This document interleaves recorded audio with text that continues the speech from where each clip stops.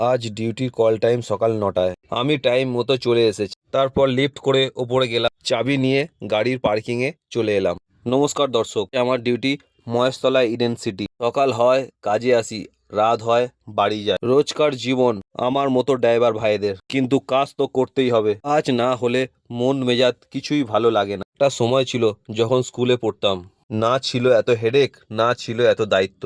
তাই এখন স্কুল জীবনের কথা মনে পড়ে।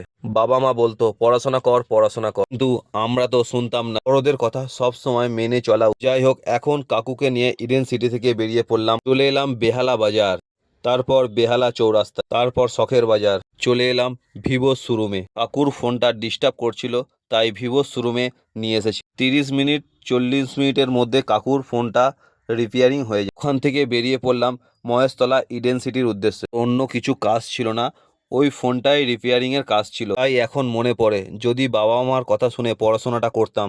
বাবা মা যা বলে ছেলে মেয়ের ভালোর জন্যই বলে। কথা বলতে বলতে চলে এলাম ইডেন সিটি। গাড়িটা পার্কিং করে কাকুর হাতে গাড়ির চাবি, টাকা নিয়ে বাড়ি চলে গেলাম।